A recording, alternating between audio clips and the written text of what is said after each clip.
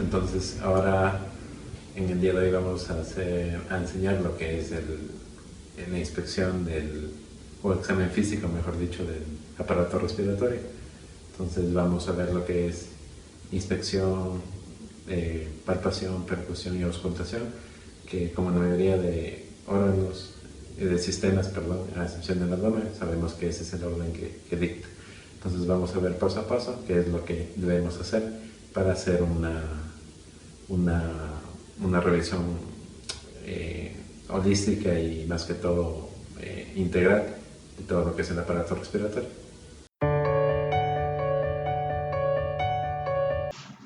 Bien, entonces debemos valorar ciertas condiciones antes de realizar un buen examen físico y en especial con el tórax.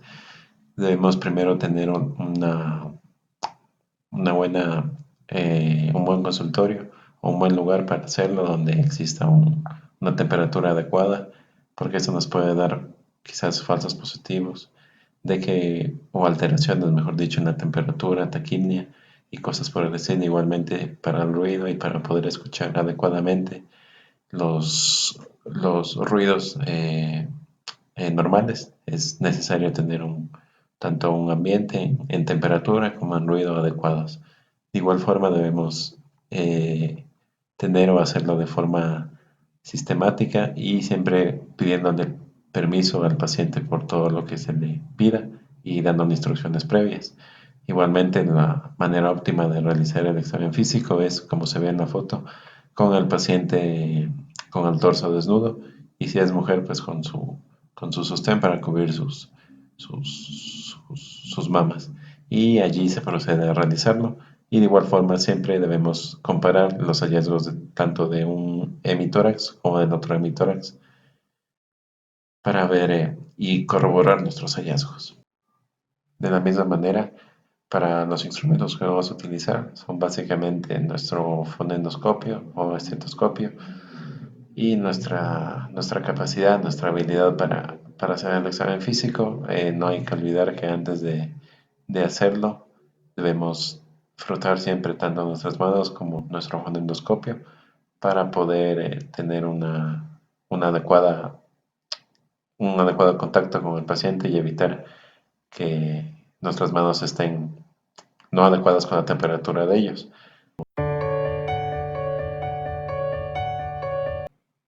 Bien, entonces, para empezar en la inspección, básicamente es nuestro sentido de la vista el que usamos y aquí ya nos podemos dar cuenta de ciertas cosas, como por ejemplo en la piel.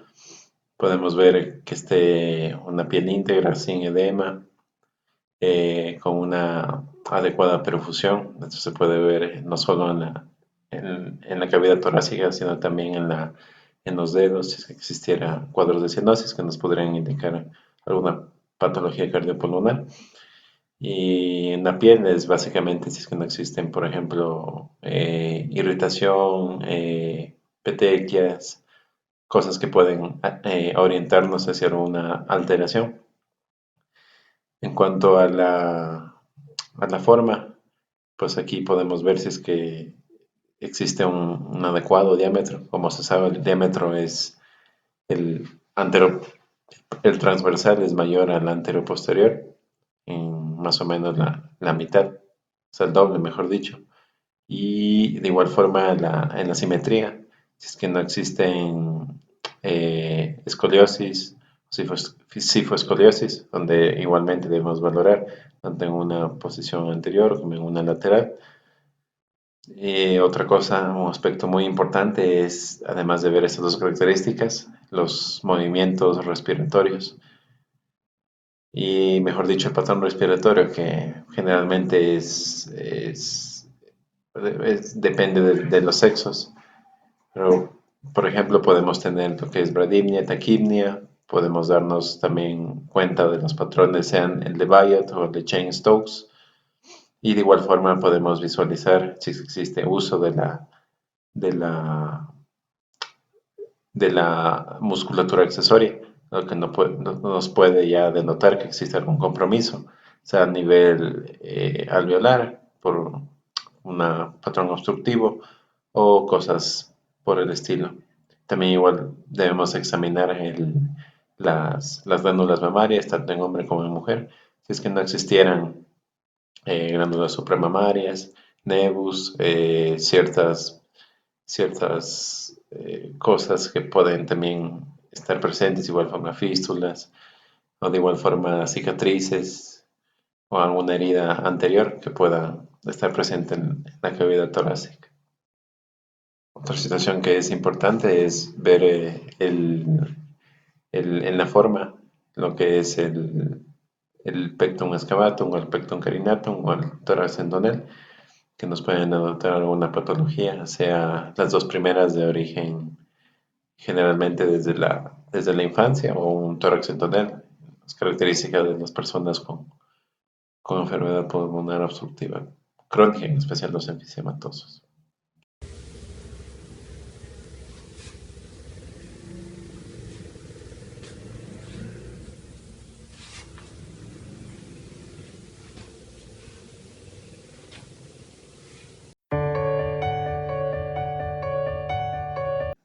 Bien, entonces ya entrando a lo que es la palpación, primero debemos ver, por ejemplo, lo que son los músculos torácicos y el esqueleto del tórax. Podemos o debemos observar lo que son las pulsaciones, zonas sensibles, abombamientos, depresiones, movimientos y posturas no habituales.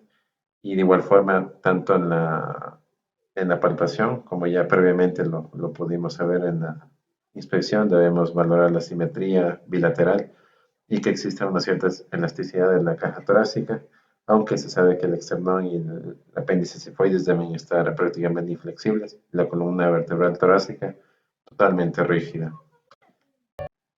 Y de igual forma vamos a valorar lo que es esencialmente tres cosas, que son la expansibilidad, el frémito y la, la posición de la tráquea. Entonces, empezando por la expansibilidad del tórax. Esto debemos hacer durante la respiración, colocarnos por detrás del paciente y poner nuestros pulgares sobre la apófisis espinosa, a la altura más o menos de la décima costilla, con las palmas en un ligero contacto con las superficies posterolaterales. Aquí debemos observar cómo se separan los dedos con la inspiración profunda del paciente, y la pérdida de simetría en el movimiento de los pulgares nos puede sugerir un problema en uno de los lados. Cabe también añadir que la expansibilidad normal es más o menos de 5 a 10 centímetros. Eso debemos notarlo con nuestros dedos.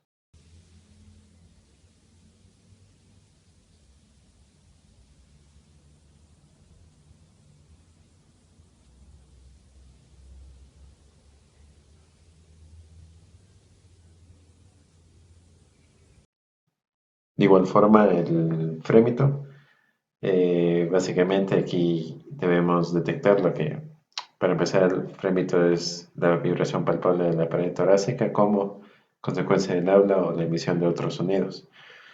Esta podemos hacerla en la zona paraesternal, en el segundo espacio intercostal a la altura de la bifurcación de los bronquios, y puede existir varias variantes dependiendo de la voz, de la estructura y del espesor incluso de la pared torácica, pero generalmente debe ser audible. Este puede ser enmascarado si es que lo hacemos en la zona escapular o subescapular, pero muchas personas, muchos médicos saben hacerlo y en la demostración pues era en la zona escapular. De igual forma, el frémito se pide que el paciente recite varios números. Generalmente se le pide recitar el número 33 o en inglés el número 99, el 99, o incluso en árabe también han surgido opciones. De allí, igual forma, la disminución o ausencia de frémito nos puede indicar un exceso de aire en los pulmones, sea enfisema, engrosamiento, derrame pleural, edema pulmonar, obstrucción bronquial. Si tenemos un aumento del mismo, pues puede existir un tumor pulmonar, alguna consolidación, sea neumonía, secreciones bronquiales espesas pero que no sean obstructivas y neoplasias. 33, 33, 33, 33, 33, 33, Y tenemos por último lo que es la posición de la tráquea.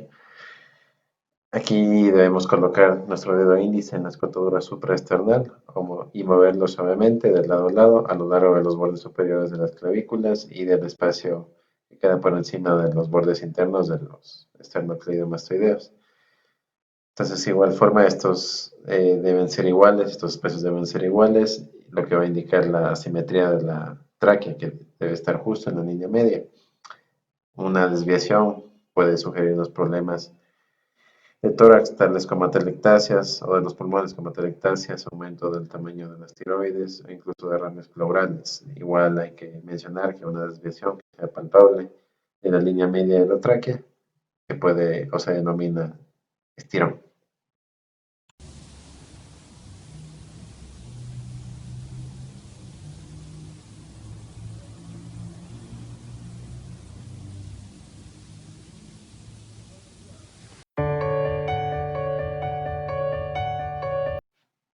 Ahora vamos a ver lo que corresponde a la percusión. Entonces, aquí tenemos básicamente examinar en las tres vistas. Sería la posterior del tórax, la lateral y de igual forma la anterior. Se sugiere que en esta secuencia, aunque igualmente existen diversas formas, se puede o se suele percutir desde superior a inferior y desde lateral a medial, conforme esté a gusto el inspeccionador o el examinador, mejor dicho. Entonces, básicamente tenemos que pedirle al paciente que esté sentado, que incline un poco la cabeza hacia adelante y que suelte los brazos, esto para que la escápula esté un poco más descubierta y el pulmón esté más expuesto a la percusión.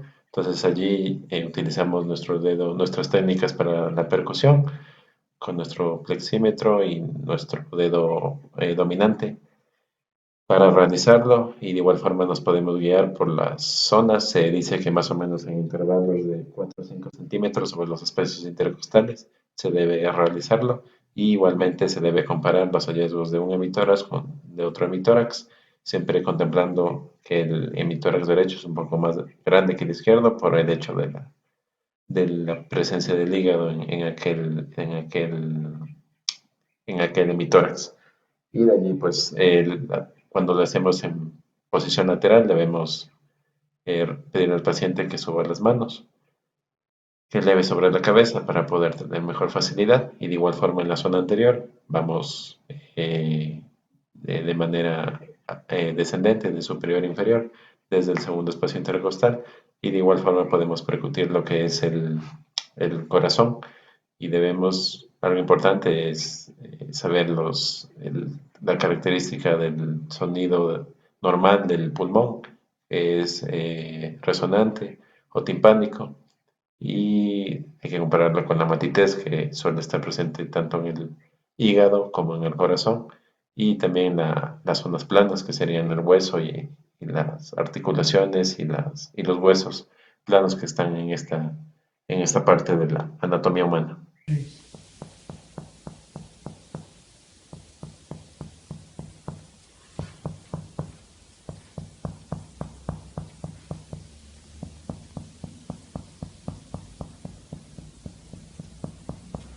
Alza los brazos, por favor.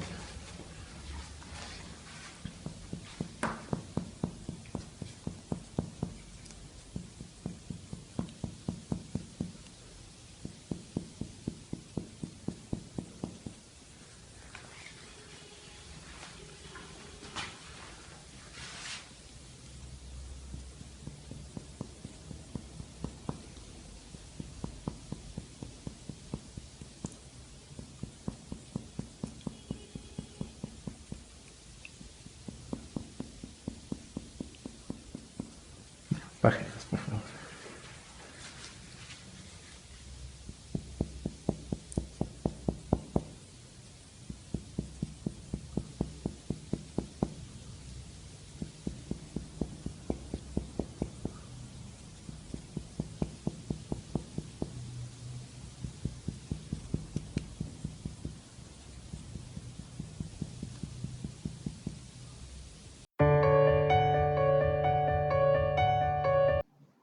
Bien, y por último tenemos la auscultación, nuestro último paso. Este va o va a ser importante aquí nuestros instrumentos, lo que vayamos a usar para hacerlo, que es básicamente el fonendos.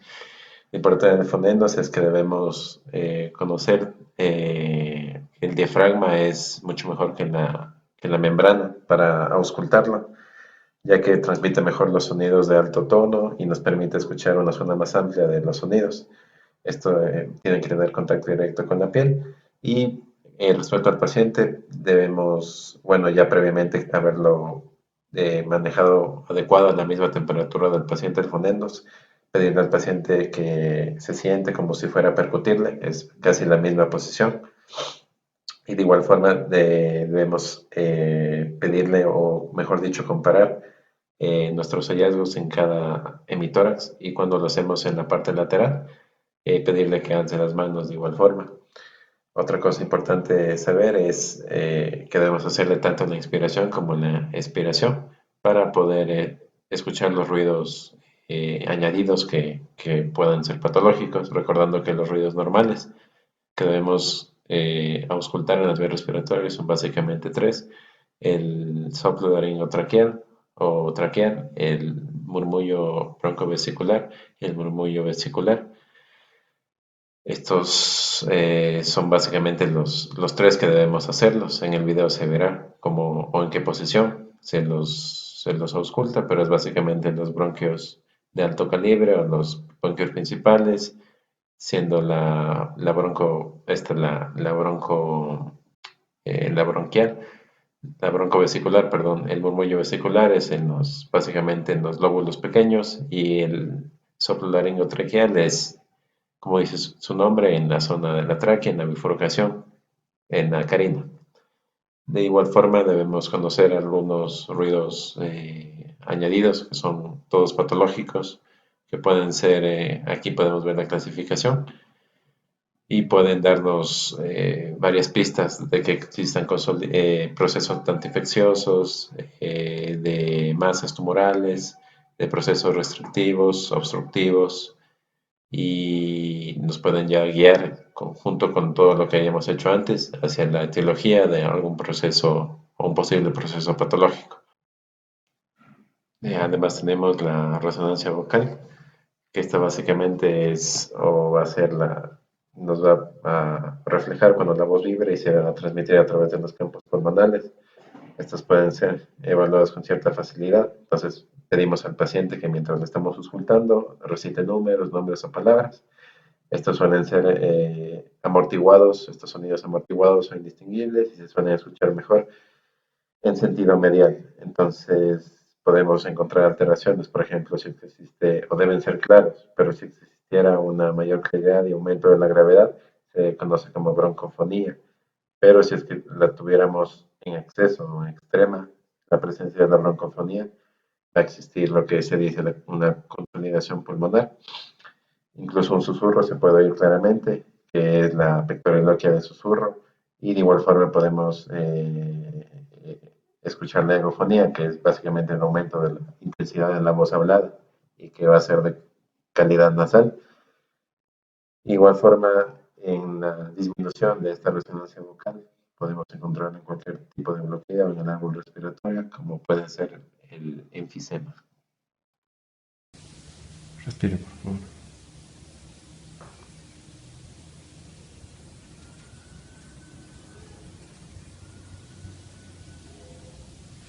Alce, por favor, las manos. Los brazos. Respire, por favor.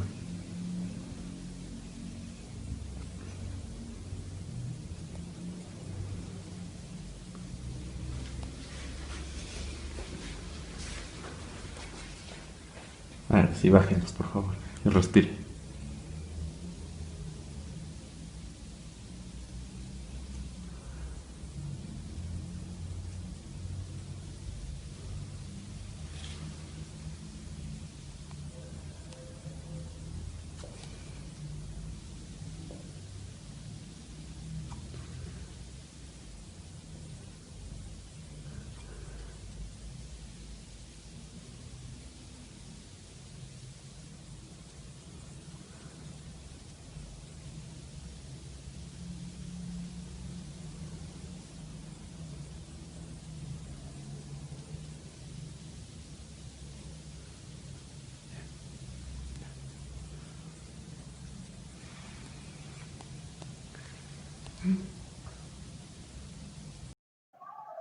Muchas gracias.